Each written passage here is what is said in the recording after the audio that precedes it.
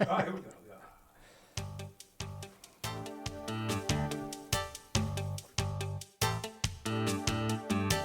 Hello, everyone, and welcome to SAU Tech's weekly podcast. We call it Workforce Wednesday, originating from the studios of KCAC Radio on the campus of SAU Tech. You can visit the website at sautech.edu.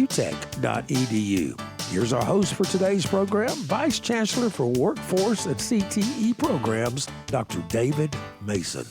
Well, good afternoon, everyone. Happy Wednesday. Welcome to the Workforce Wednesday Takeover podcast. At SAU Tech, we believe every day is a Workforce Wednesday, but especially on Wednesdays when we take over the airwaves to bring you the voices shaping our industry. I'm your host, David Mason, Vice Chancellor of Workforce and CT at SAU Tech. Joining me today are two very special guests. We have Edward and Austin, recent graduates from our apprenticeship program at SAU Tech in partnership with Lockheed Martin.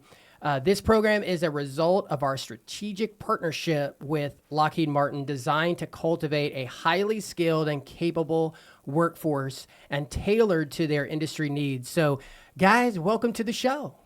Glad to be a part of it. Thank you for having us.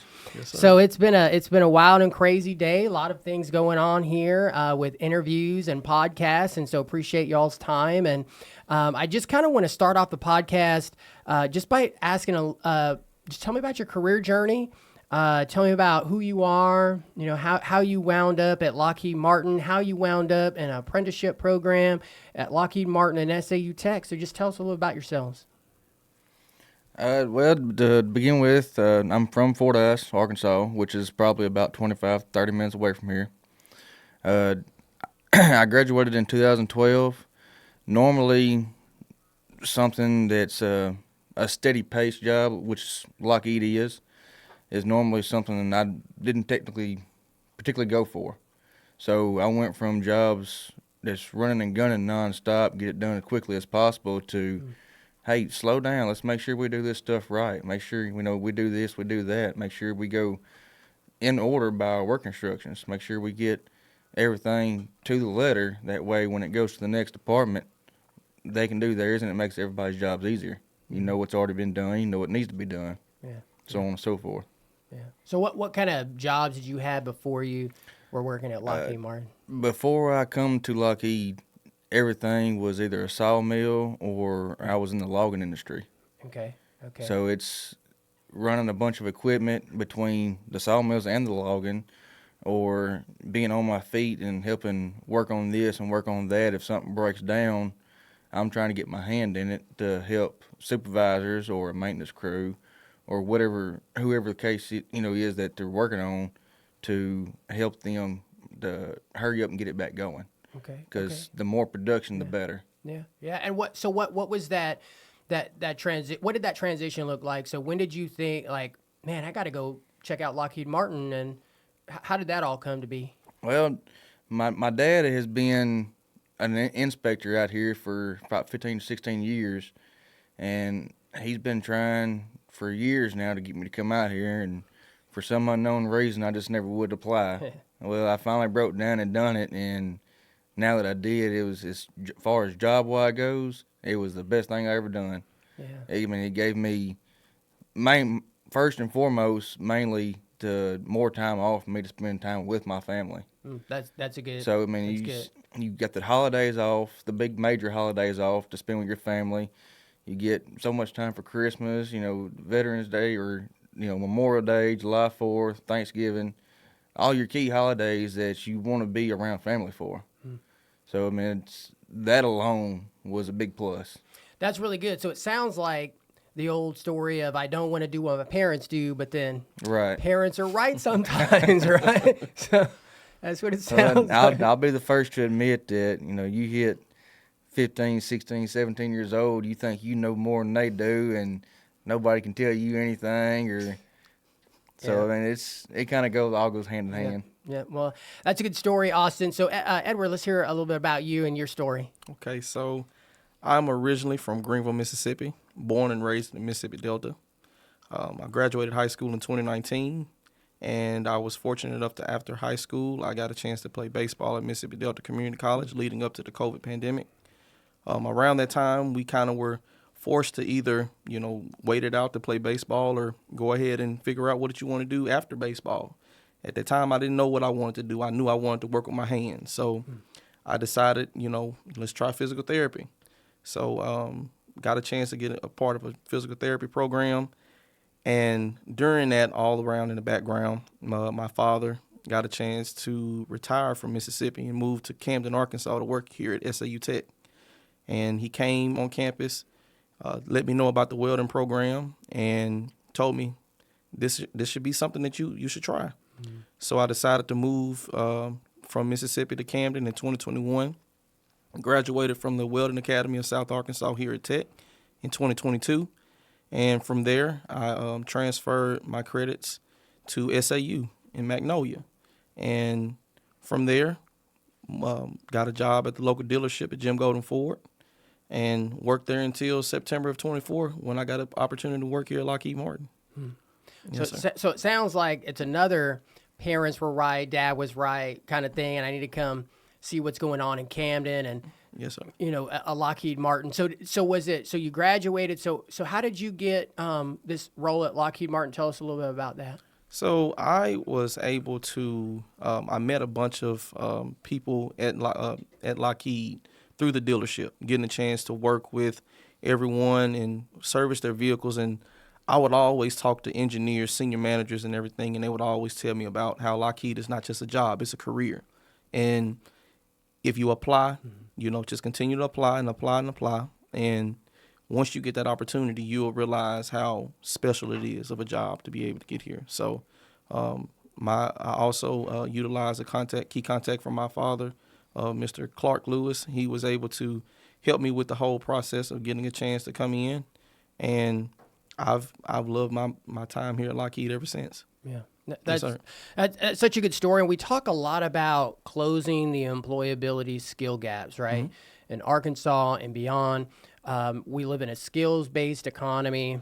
I think we do need to have a balance of degrees and skills and those type of things. But in your experience and with your being in the apprenticeship program at Lockheed Martin, how does the apprenticeship program close those gaps between classroom theory, the hands-on that most of us or some of us know about the apprenticeship? So how does that all work together from your experience, the theory versus the classroom versus traditional and non-traditional? Just tell us a little about how that really worked for you and how that really helped close the your skills gap between real world and that theory in the classroom.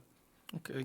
So with the apprenticeship program, is whenever you get hired on, the first couple weeks here at Lockheed, you are coming over here to SAU Tech to be able to learn just basic skills about using a torque wrench, riv nut guns, or drilling, and all the different tools that you'll use in your everyday, day-to-day work.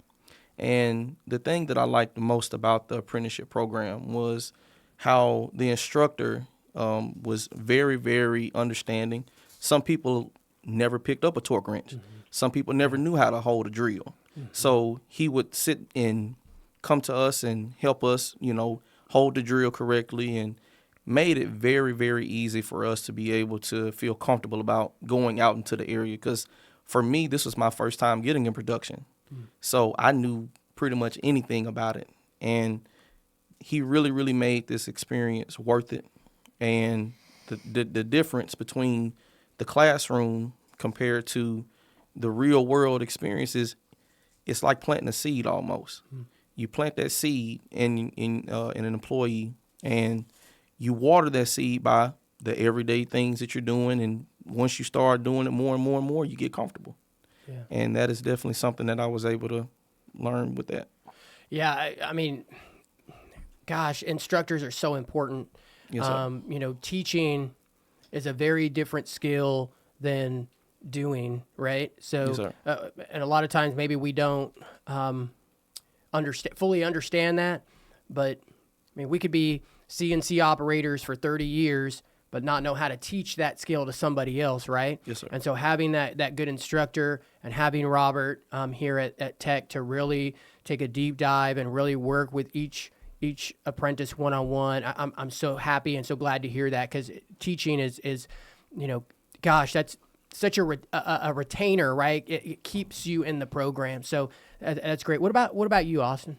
Well, like you said, it's the instructor here plays a very, very big part of it as far as getting us ready to go hit the floor for Lockheed. It's like some of the employees come in and they get hired and they may not have a clue about what's what, the torque wrenches or the rivet guns, so on and so forth. But when they leave out of there, they're going to know at least a little bit about it and be able to go say, hey, okay, I learned how to do this over at Tech in class, and I think I'm comfortable with using it over on the floor. But to kind of sum it all up in a little fewer words, you come over here to Tech and you take this class, and the instructor is going to show you how everything should go. Mm-hmm. Or, if, like me, I have a little bit of mechanic experience as far as working on my own vehicle, and in the back of your head how to do the job or how it's supposed to go, how easy it's supposed to be or how hard it's supposed to be, so on and so forth. And if it don't go the way that it should, it can deter you and take an extra hour, or it can take an extra day. So as far as being in the classroom versus the floor, the instructors are going to show you what to do when this happens. So it's supposed to go this way, but when you hit the floor, it may not go that way. Mm-hmm. You may something crazy happen, and it's going to deter you another day, or a couple of extra hours, or whatever the case may be. So it sounds like what you're describing is some critical thinking skills, those soft skills that everyone says we need. So it sounds like that is also included in the apprenticeship program. So what other, besides critical thinking skills, what other soft skills were y'all learning in your training here at Tech? If you could share a little bit about that. I would say that even though that I had already quite a bit of experience with hands-on tools, whether it be mechanic or carpentry or whatever it is, that there were still a few things like certain types of torque wrenches. I don't remember the name particularly, but it was torque wrenches that I had never seen before, never even heard of. Mm-hmm. So that was something new for me to learn versus the rivet gun. I didn't have any idea about rivet guns. Mm-hmm. So that was something else that we learned. Yeah. Or, it's how to use one, or the proper way to take one off and replace it, what the primer that we use, what it's used for, when it needs to be used, something like that. Okay. What about you? So to piggyback off of what Austin was mentioning, I really, really like the idea of how can I even describe it? So whenever we would be in class, I know that if one of us may be holding a drill incorrectly, the instructor will come up and say, hey, let's take a step back. I'm going to show you how to do it, and then I'm going to let you do it. And what that does is that gives you that hands-on learning experience, and also it makes you more confident. So if you make a mistake, you're able to be pulled to the side and, respectfully corrected. Mm-hmm. And I think that a lot of the things that I've gotten a chance to learn is how to be able to accept constructive criticism. Mm-hmm. So, that's good. And that's one of the main things that I've learned. I mean, I don't have to always know everything. There's always someone that can be able to teach you. So that's one that I would say that I've learned. Yeah, that's really good. So it sounds like that you're talking about communication skills, you're talking about leadership skills. So what you're talking about is, oftentimes what we often forget about is like there's leadership skills that are being developed in these apprenticeship programs. So that's a great highlight of that. So one of the things that we really try to do here at SAU Tech is really try to change the narrative of apprenticeships, right? So a lot of people have this concept that apprenticeships are plumbers, electricians, they're always 6 years or 5 years, or these really long drawn out like apprenticeships. And they're like, well, if I'm going to engage in an apprenticeship, I just might as well go get a degree. And so that's not the case. And we're trying to really change that so that people really understand the length of an apprenticeship, the requirements of an apprenticeship. So if you could debunk one myth about apprenticeships, because y'all are in a CNC, or we're in a CNC apprenticeship program, a 2-year program with Lockheed Martin.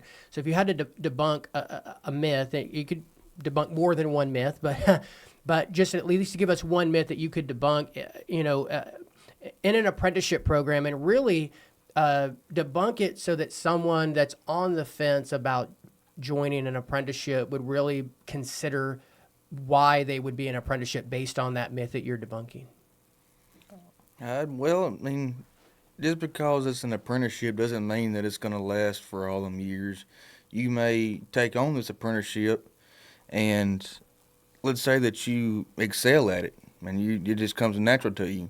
So you may be, if there's 3 people that's taking the same apprenticeship all at the same time, learning the same exact thing, and Bob over here excels at it more than Susan and Richie, then he may move on faster or move up faster than the other 2, and he could get, out of the apprenticeship program and graduate from it sooner than everybody else if his supervisor or manager or whoever feels like they're ready. If they all excel in it, which I hope everybody does, then hopefully they can all move up and move on further in their career all at the same time. Yeah. So it sounds like what you're saying is there's opportunities within an apprenticeship program more 100%. than what The apprenticeship is basically nothing but for you to get your foot in the door. Once you get your foot in the door, you're there. All you got to do is put in the work and put in the effort, and you can go wherever. That's good. So another soft skill that I hear you describing is self-motivation. Yes. Right. So you need that self-motivation. You need to be passionate, and then it's really up to you, the individual, to either stay where you are or take it to the next level. Right. Right. Well, the way I look at things, as far as your life in general goes, nobody's going to hand you anything. If you want something, you have to go out and work for it. That's the way I was raised. That's the way I look at things. So by me coming here, like, any given point that I have to go out there and do some extra work or earn a little bit of extra money while doing it, I'm finna take that opportunity and take advantage of it. Because the way things are nowadays, which everybody knows that everything is skyrocketed as far as price-wise goes. So, if the opportunity's there and you think it's maybe something you want to do, jump on it. And if it turns out that it's not something you want to do, worst comes to worst, you go back to square one, which you were already there to begin with. Yeah. So you go back to square one where you already knew how to go about doing it. You're back in where you started at. Go back and look for something else while you go back to square one to keep yourself on your feet. Yeah, that's really good advice. And I did see what you did there. You talked about skyrockets, and in Camden we make rockets. I saw what you did there, Austin. So, what about you, Edward? What myths do you want to bust? So, the number one thing that I would tell people is during this whole apprenticeship program, you're not alone. Oh, that's good. There's always going to be a mentor. You are assigned a mentor, right whenever you first start here at Lockheed. And the purpose of them is to be able to help guide you throughout this whole process. Mm-hmm. This is something that we're new to. Like whenever I first started, like I said, I never did anything production related. I had a very, very great mentor. He made me very comfortable with the processes that I was doing, because there were times where I would be sitting and I would be just flustered because I was just like, I'm not getting it right. He would make me slow the process down and make it so much easier. He would just chop it into bite-sized pieces to make it easier and make me more confident. And from there, I was able to get certified on pretty much every other process that program had. Mm-hmm. And it was all due to me having a very supportive mentor throughout the whole process. So whenever you start here, you're not going to always begin all the way up here. You're going to have to take the little baby steps. And trust me, you will have someone that is right there, right beside you. This is a family-like environment. Everyone will take good care of you here at Lockheed. That's really good. And so that is a significant part of the apprenticeship program that I think, and that's a great debunk, because I think a lot of times people think, well, I'm going to have to do this alone, and I'm going to have an instructor, but I won't have anyone that I can go to like a mentor. And you're saying that you actually have or assign a mentor that will work with you, help guide you, build your confidence. That's a great segue to the next conversation. You kind of already answered that, the importance of those mentorships or those mentors, because they really help you through the program. You can go to them in confidence. It helps you build confidence. And then in return, maybe you can be a mentor to someone else, down the road once you graduate from your apprenticeship program. Yes, sir. So it sounds like you had a really great mentor and a really great, experience. Yes, sir. And that's great. So what about you, Austin? How was your mentorship experience? I can't complain about it. Everybody in my department, he started out in my department as well, and the guy that mentored him is still there in my department, and he stays on one thing, and me and two others, we kind of stay on another, and they kind of I would say both of them taught me, what's what, how to do this and how to do that, what not to do when this comes about. But the guy that mentored him, he's really good. He was willing, no matter what situation he is, if you can't figure something else out over here, he's willing to come over and try to help you figure it out. So he was kind of like, I would say, the mentor to everybody. That's really good, and we really customize these apprenticeship programs specifically to the organization and specifically for the apprentice. So if you can talk a little bit about the customization part. So how do these programs, from your experience, obviously not from being internal, being an employee, allow you to build confidence and build your own skill set within the organization, rather than, again, kind of taking that traditional path? How has that customization really helped you?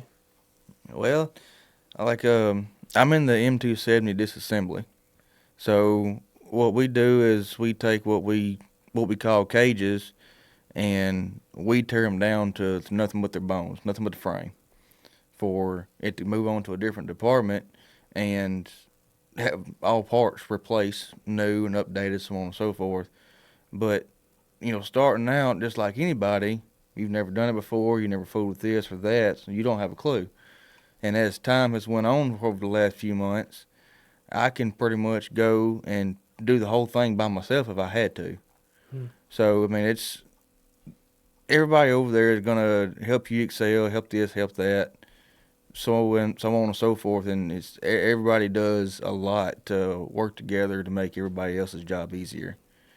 Make it easier on the next person, that person's going to make it easier on the next person, and you just keep the chain going. So, it all works. It works out pretty good. That's good. What about you, Edward? I second pretty much everything. Whenever you start here at Lockheed, the first thing that I really picked up on is how friendly everyone really is, and how everyone is just there to be they'll lend a helping hand to you at any given time. Yeah. If they see that you may be going and doing something maybe incorrectly, they'll pull you to the side, help you out. And the beauty of the apprenticeship program is that you get a chance to, like I mentioned earlier, break it into bite-sized pieces, especially if this is something new to you. Mm-hmm.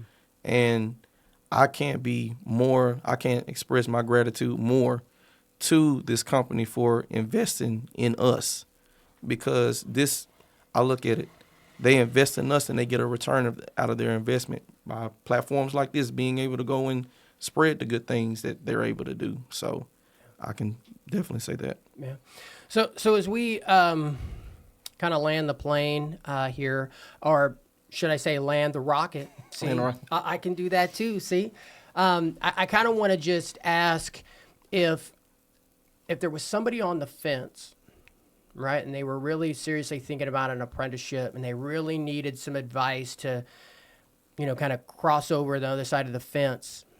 Tell them why it's such a good investment of their time and energy to engage in an apprenticeship program? So looking back on it now, I do wish that I would have went to college or even a good trade school for such as welding. Like I don't really know just a whole lot about it, but everything that I know, either my uncle has taught me over the phone without physically showing me, or I taught myself how to do. And I wouldn't consider myself no welder, but I can do it. So, but I wish I would have went to a trade school. I wish I would have took some of my family's advice and tried to walk on at the University of Arkansas for baseball. I wish I would have, but I didn't. And if there is anybody out there that is looking to go straight to work, straight out of high school, I would recommend Lockheed Martin 100%. The faster that you can get out here and get yourself established, whether it be apprenticeship or if you skip the apprenticeship and go straight to work, and go back and do the apprenticeship later, which is not a bad thing at all. You will go and learn something that you didn't already know. Most people do. So if you're not going to go to any type of school, once you graduate high school, Lockheed Martin is the place to be, because you're going to start your retirement, saving up for that early. You're going to get plenty of time off to be with your family, like I said earlier. All in all, you can't beat it out here. Yeah. The people are good to work around.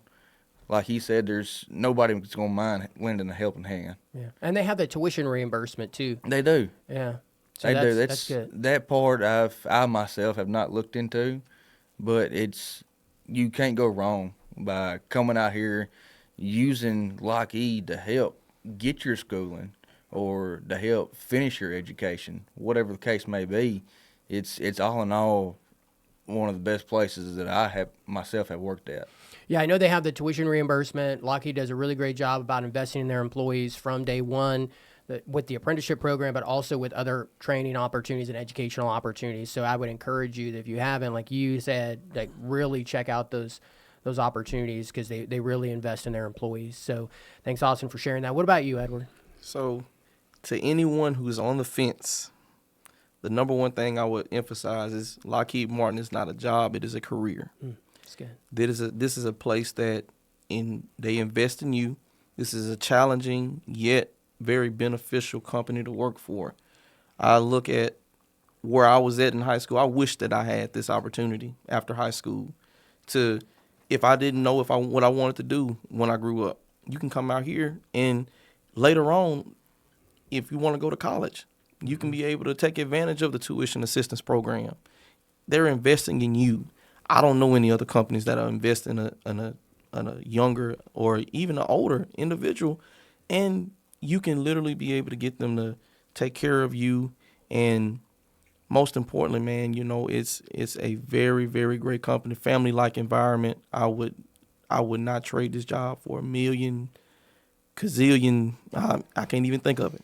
It is a very great company to work for. So that's one thing that I would emphasize to people for sure. That's really good. So no amount of money will get you to not work for Lockheed Martin. So that's really good. That's so invaluable, and so appreciate you sharing that.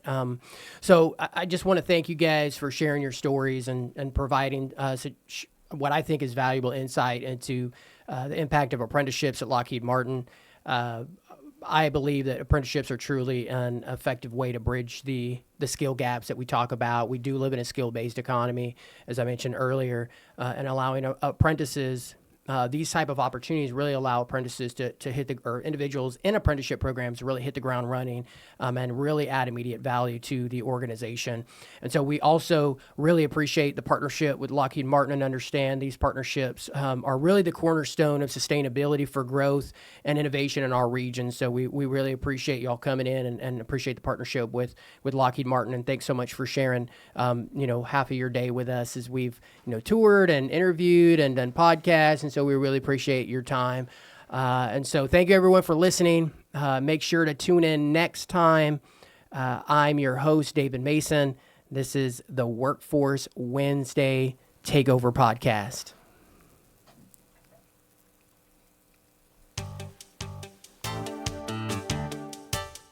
Thank you for listening to Workforce Wednesday podcast with your host, Dr. David Mason. For information concerning workforce, check out the website, sautech.edu. Join us next week for another Workforce Wednesday podcast. And thanks for listening.